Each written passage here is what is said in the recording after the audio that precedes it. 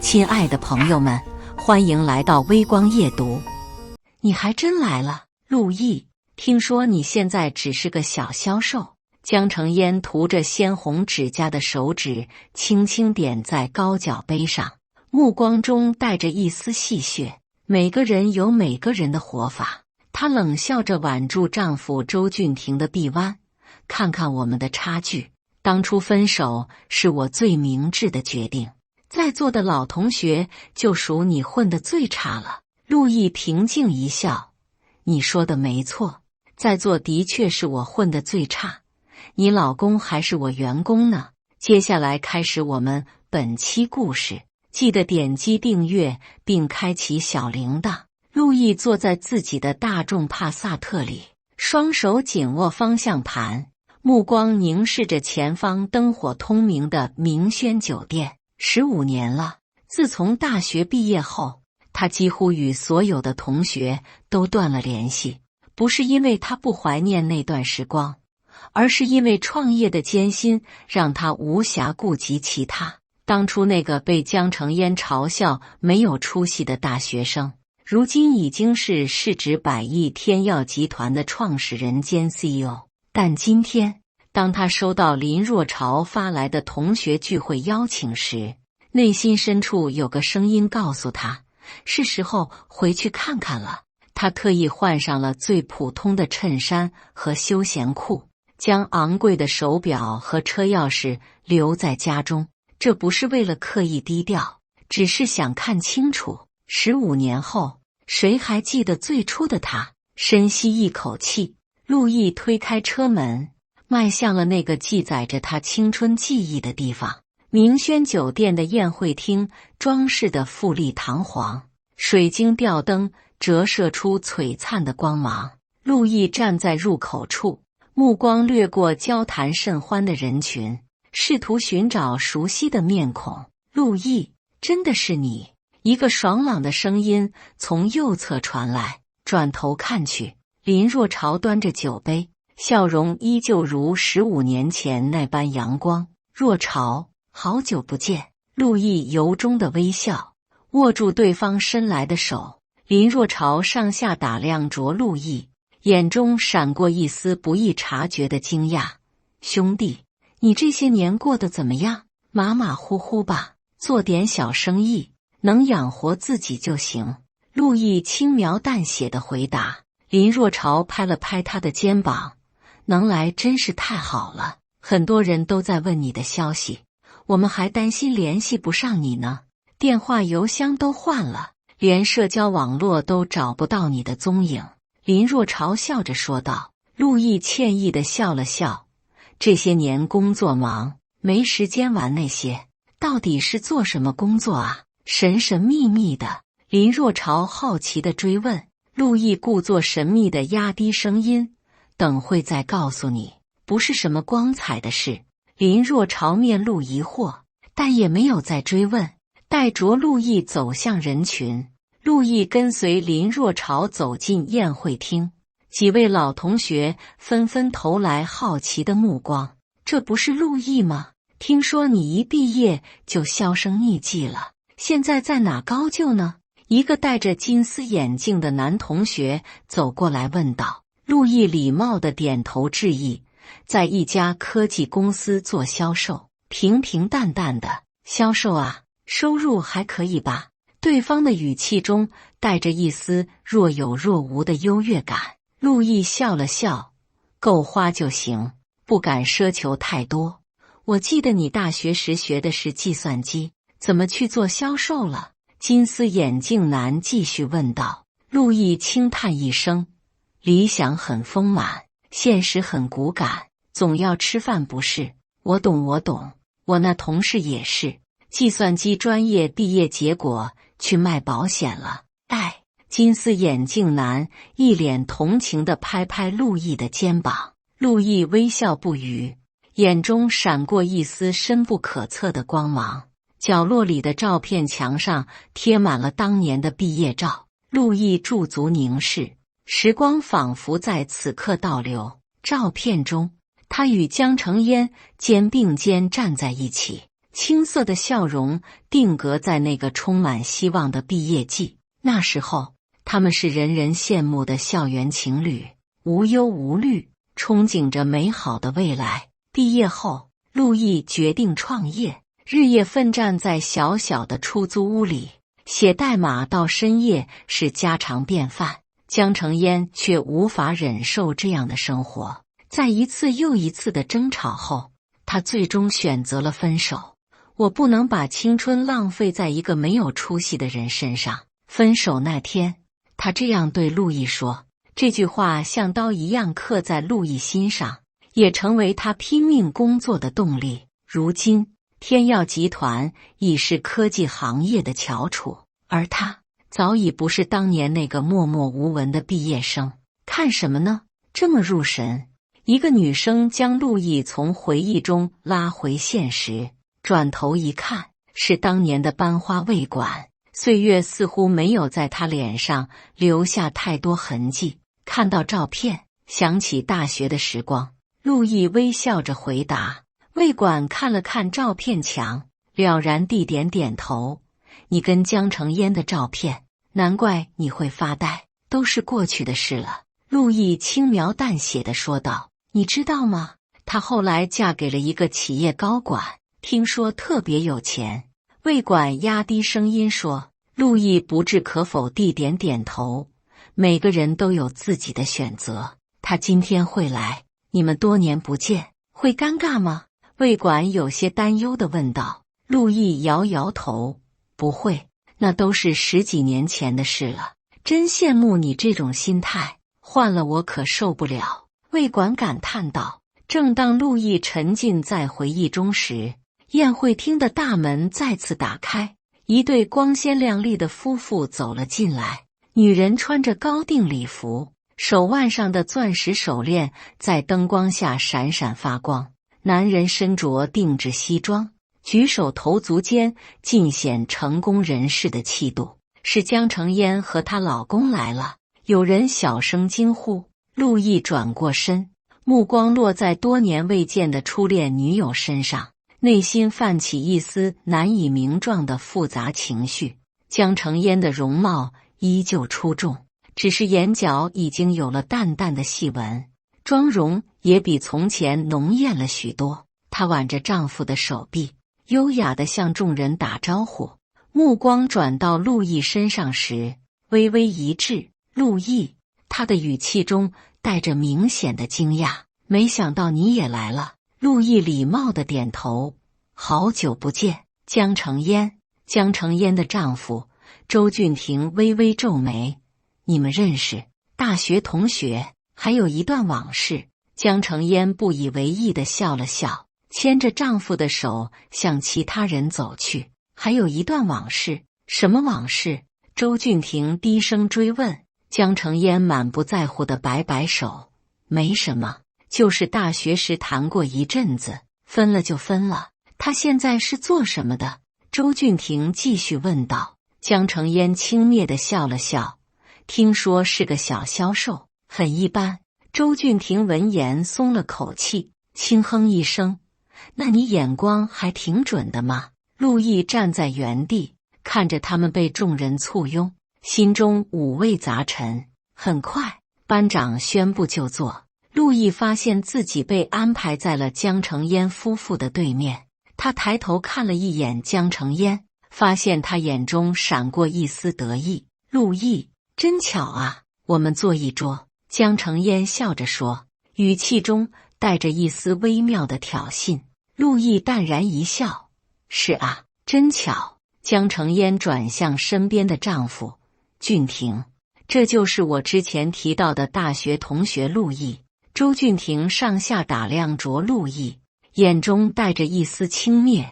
你好，我是周俊廷，江澄烟的丈夫。你好。陆毅简短的回应，并不卑不亢地与之握手。周俊廷落座后，立即开始向周围的人介绍自己。我现在在天耀集团担任市场总监，负责公司最重要的星辰计划。天耀，那不是现在最热门的科技企业吗？有人惊叹。周俊廷得意地扬起下巴。没错，我们公司市值已过100亿，前景不可限量。听说天耀的创始人很年轻，才30多岁。有人问道。周俊廷撇撇嘴，是，陆总是挺年轻的，不过谁知道背后有什么靠山？你见过他吗？传说他很少露面。又有人好奇地问。周俊廷神秘地笑了笑，那当然见过，我可是直接向他汇报工作的。江承烟适时补充，我们刚买了城西的别墅，300平米，还有一个小花园。哇，那房价1平米得7、8万吧？有同学惊呼。周俊廷满不在乎地挥挥手，对我们来说还好，上个月我拿了100万年终奖，够付首付了。陆毅默默听着，目光落在杯中微微晃动的红酒上。陆毅，听说你在做销售？江承烟突然问道，语气中带着明显的优越感。陆毅点了点头，一家小公司，卖科技产品。什么公司啊？我们说不定认识。周俊廷漫不经心地问道。陆毅笑了笑，小公司，你肯定没听说过。具体做什么产品？软件、硬件？周俊廷继续问道，眼中的轻视越发明显。陆毅含糊其辞，都有涉及，主要是企业解决方案，听起来挺高端。不过现在科技行业竞争激烈，小公司很难生存。周俊廷意味深长地说。周俊廷不屑地哼了一声，现在科技行业门槛高啊，不像我们天耀，能招到的都是顶尖人才。是啊，我老公可是天之骄子，大学就拿过省里的编程比赛1等奖。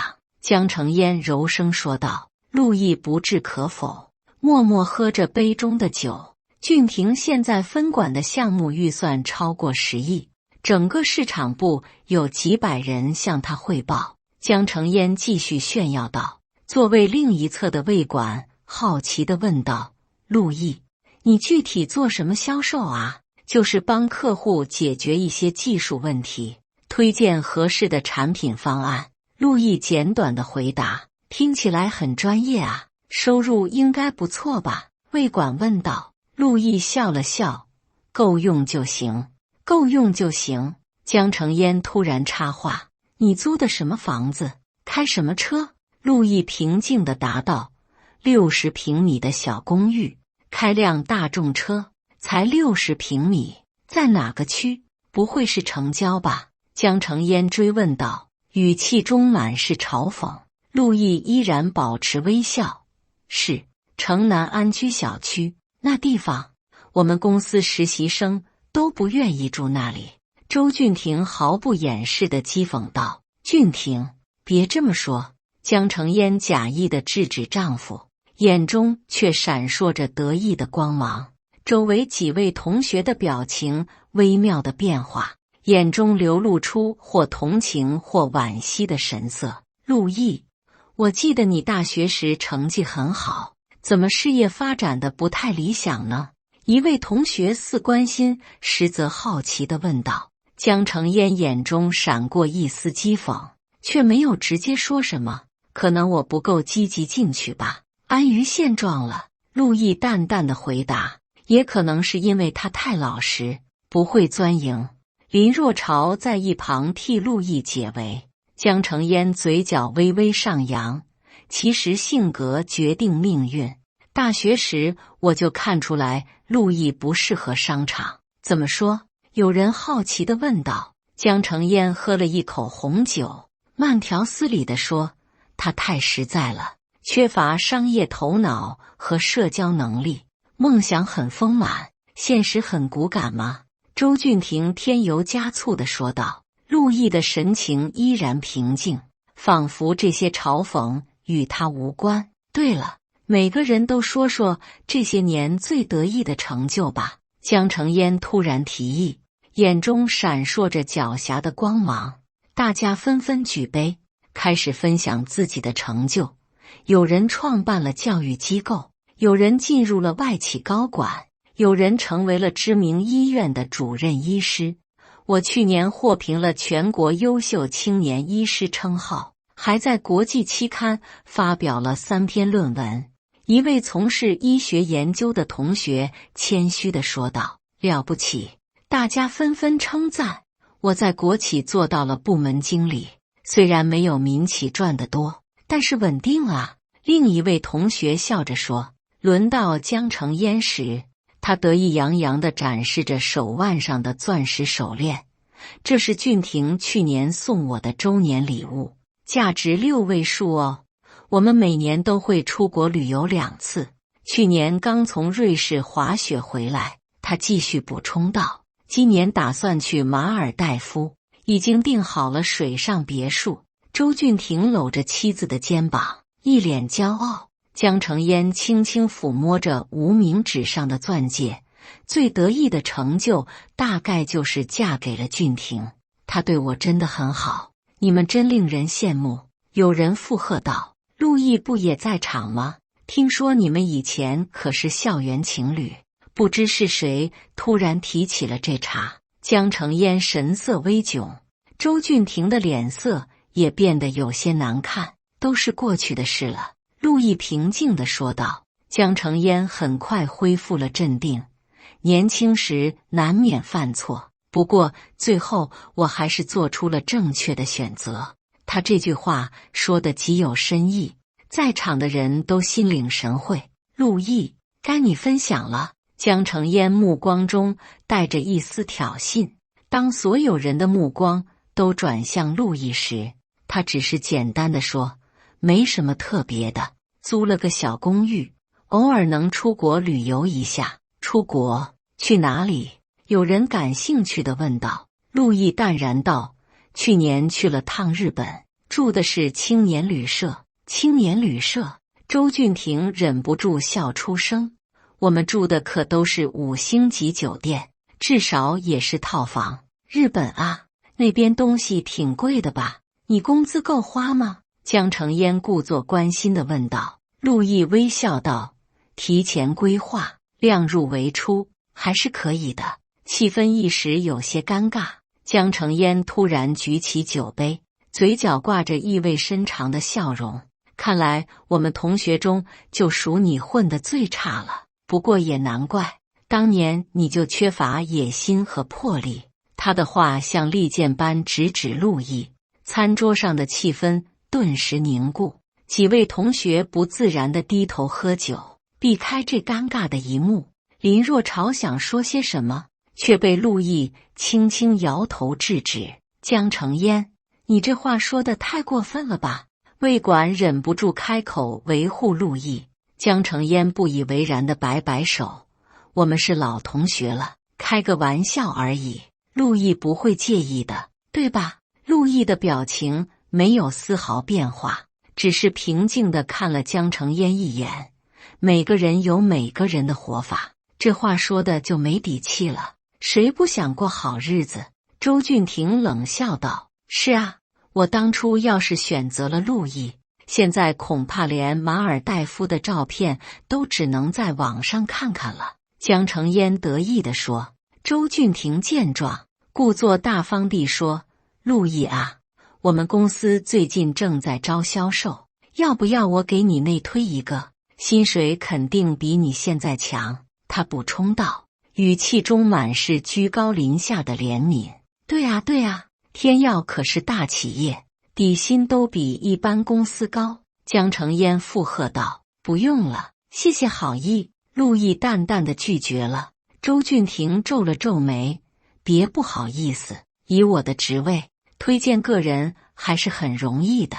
我老公在公司可是说一不二的人物。江承烟夸张地说道。陆毅微微一笑，我对现在的工作还算满意。满意？就你那收入能满意什么？周俊廷嗤之以鼻。正当气氛越发尴尬时，陆毅口袋里的手机突然响起，他看了一眼来电显示，表情变得严肃起来。抱歉，我接个电话。什么电话这么重要？不会是老板找你麻烦吧？周俊廷讥讽道。陆毅没有理会，走到一旁，低声说道：赵总，轮融资的事怎么样了？把协议发过来，我看一下。重视投资者的顾虑，但我们的技术壁垒是核心竞争力，这点不能让步。陆毅的声音虽低，但语气坚定而自信。同桌的人面面相觑，不明白一个小销售为什么会谈论融资协议和技术壁垒。这家伙不会是在演戏吧？故意装得很厉害的样子。周俊廷小声对江承烟说。江承烟捂嘴偷笑，说不定是接到了什么推销电话，故意说得很专业罢了。就在这时，周俊廷的手机也响了。他接起电话后，脸色瞬间变得煞白。什么？星辰计划的系统崩溃了，全部数据丢失。他的声音不自觉地提高。怎么可能？我之前不是让技术部做好双重备份吗？周俊廷急得额头冒汗。损失有多大？天啊！客户那边怎么说？他声音中充满了恐慌。江承烟不满地轻拍丈夫的手臂。能不能别在聚会上谈工作？不行，这次太严重了，可能会影响到整个季度的业绩。周俊廷焦急地说。那让你的下属去处理啊，你不是市场总监吗？江承烟不悦地说。周俊廷擦了擦额头的汗。不行，这个项目涉及数亿资金，必须亲自处理。关键是系统崩溃的原因还不明确，技术部门说可能是代码层面的重大漏洞。他神色慌张地解释道。那让技术部的人处理啊，跟你有什么关系？江承烟的语气中带着明显的不耐烦。周俊廷声音发颤。问题是，技术部说需要最高权限才能解决，而只有陆总才有。可公司那位暴君又不在，他事先根本没留下应急预案。他懊恼地说。陆毅此时也结束了通话，重新回到座位上。不好意思，工作上有点事，他平静地说道，仿佛刚才那通神秘的电话只是日常琐事。看起来很重要吗？该不会是公司倒闭了吧？江承烟讽刺道。陆毅淡然一笑。没有，只是一个项目的小问题。周俊廷看了一眼陆毅，心思却完全在电话那头的危机上。江承烟，我得回公司一趟。现在？你疯了吗？还在聚会呢。江承烟气恼地说。真的很紧急，系统出了大问题。周俊廷低声解释。什么系统这么重要？江承烟皱眉问道。周俊廷压低声音。就是我一直负责的星辰计划出了严重故障。江承烟不以为然地摆摆手。那不是有技术部吗？让他们处理。技术部说只有陆总才能解决，但是联系不上他。周俊廷无奈地说。江承烟冷哼一声，就知道推卸责任。当初不是说这个项目完全在你掌控中吗？周俊廷苦笑一声。这不是我能控制的事情啊！就在他准备起身告辞时，突然陆毅的手机再次响起，屏幕上清晰地显示天耀财务部几个字。周围的人都注意到了这个来电显示，空气仿佛在一瞬间凝固。周俊廷的目光死死盯着陆毅的手机屏幕，眼中满是难以置信。陆毅看了一眼周俊廷，嘴角微微上扬，接起电话。我是陆毅，准备转3亿资金，立即执行。全场瞬间鸦雀无声。周俊廷和江承烟的表情像见了鬼一样。你是陆总？周俊廷结结巴巴地问道，双腿不自觉地发抖。陆毅平静地起身，从西装内袋中取出天耀集团 CEO 的工作证，在众人面前亮出。周经理，你老婆说的没错，在座的确是我混得最差，因为我得天天处理你们解决不了的问题。陆毅的声音不大，却如同一记重锤砸在所有人心头。江承烟脸色煞白，手中的高脚杯差点滑落。周围的同学先是一片寂静，随后爆发出一阵惊呼和窃窃私语。有眼疾手快的同学立即用手机搜索，很快证实了陆毅的身份：天耀集团创始人兼 CEO， 身价过100亿。天啊，陆毅就是天耀的老板！有人惊呼，难怪他刚才在谈融资协议。另一个人恍然大悟，周俊廷的脸色苍白如纸，冷汗直冒，双腿发软地跌坐在椅子上。江承烟张了张嘴，却一个字也说不出来，眼中满是难以置信的震惊。周围的气氛一时间极为尴尬，没有人知道该说什么好。周俊廷终于找回一点力气，勉强站起，试图挽回面子。陆总，真是巧合，我今天才知道您也是我们班的，呵呵。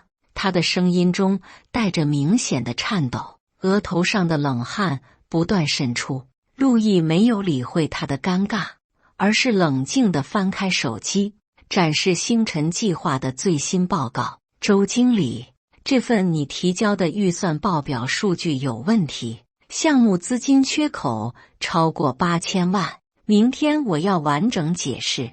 陆毅的语气公事公办，不带任何情绪。周俊廷的面色由白转青，嘴唇颤抖着说不出话来。江承烟惊恐地看向丈夫，眼中满是疑惑和恐慌。她突然意识到，自己引以为傲的奢侈生活可能建立在虚假的基础上。全场的气氛凝固到极点，所有人的目光都在三人之间来回转动。陆毅环顾四周，微微一笑，抱歉，打扰大家的聚会了。他转向林若潮，老朋友，改天再聚。说完，陆毅从容地拿起外套，准备离开宴会厅。周俊廷如蒙大赦，连忙表示要一起回公司处理危机。陆毅只留下一句话：你先待着，明天再说。这简短的一句话，却如同最后的审判，让周俊廷僵在原地。陆毅走出宴会厅后，林若潮追了出来。等等，陆毅！陆毅停下脚步，面对这位多年的老友，为什么不早说你就是天耀的老板？林若潮满脸惊讶地问道。陆毅微微一笑，想看看谁是真心相待，谁是势利小人。你当年被江承烟甩后，我们都很担心你。林若潮叹了口气，那段时间确实很难熬，差点抑郁了。陆毅坦言。林若潮拍拍他的肩膀，没想到你靠着技术天赋和拼命工作，现在成就这么大。陆毅摇摇头，成就大小不重要，重要的是内心坚守的初心没变。宴会厅内，江承烟无法面对现场众人的目光，匆匆起身走向洗手间。魏管犹豫了一下，还是跟了过去。在洗手间里，江承烟双手撑着洗手台，眼泪不受控制地流下。我选错了，天啊，我当初怎么会那么短视？他自言自语地说着。魏管递过纸巾，谁能想到陆毅会有今天的成就呢？我以为他最多就是个普通工程师，没想到。江承烟哽咽着说不下去。你还记得吗？当初你甩了他后，他整整1个月没来上课。魏管轻声说道。江承烟捂住脸，别说了。后来听说他一个人住在小出租屋里，每天编程到凌晨。魏管继续说道。江承烟的身体不住地颤抖。我真的不知道。宴会厅里，周俊廷被同学们围住，七嘴八舌地询问关于天耀集团和陆总的事情。陆总平时脾气怎么样？严厉吗？有人好奇地问。周俊廷强颜欢笑，陆总非常严谨，对工作要求很高。那你是怎么进入天耀的？靠关系吗？又有人问道。周俊廷摇头，不是通过正常招聘。那你知道陆总就是你老婆的前男友吗？有人直接戳中要害，周俊廷的脸一阵红一阵白。这个我不知道。同学们的目光中带着或同情或幸灾乐祸的神色，让周俊廷如坐针毡。他想起妻子过去曾多次提到自己当年有眼光，选择了更好的未来。现在看来，这简直是个天大的笑话。第二天早晨，天耀集团总部会议室，陆毅坐在首位，面前摊开的是星辰计划的财务报表和预算表。周俊廷站在一旁，额头冒汗，双手不停搓着西装下摆。财务部门的赵总监正在汇报。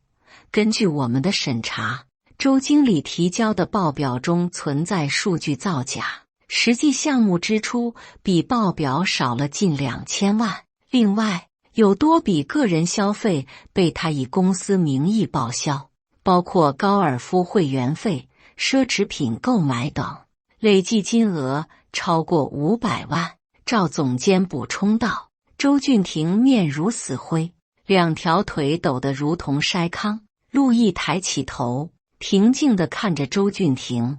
作为市场总监，你对此有什么解释？陆总，我真的知道错了，请给我一次改过的机会。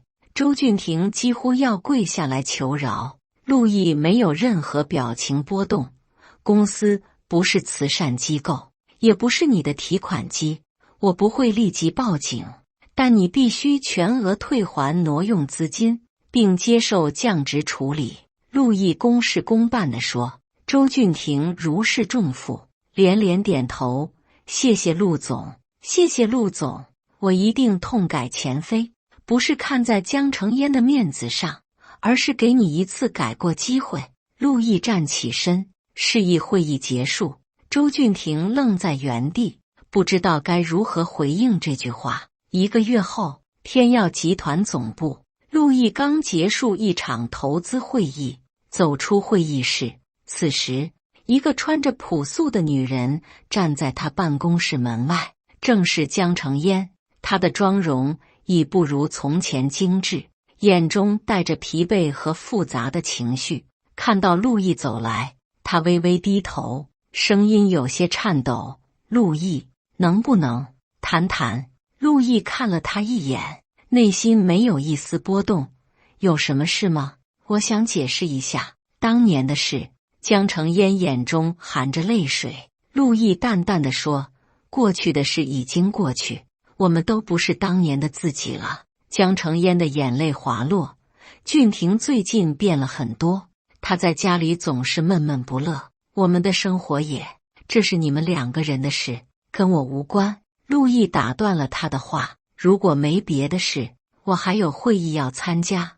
他礼貌地示意自己要离开。江承烟咬着嘴唇，你就不能原谅我吗？陆毅看着他，平静地说，我早就原谅你了，只是我们的路已经不同。当年你的选择没错，只是你选错了人。他补充道。江承烟的肩膀微微颤抖。陆毅，陆毅转身离去，没有再回头看一眼，走出公司大楼。陆毅坐上自己的豪华轿车，看着窗外匆匆而过的行人。15年的时光，改变了太多人和事。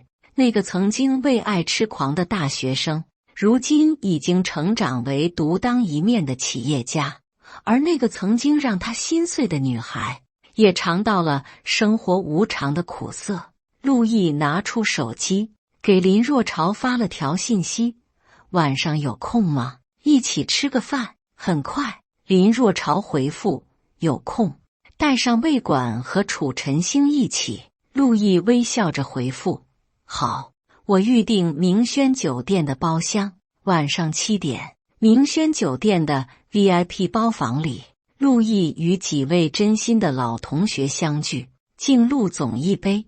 天耀集团越来越兴旺。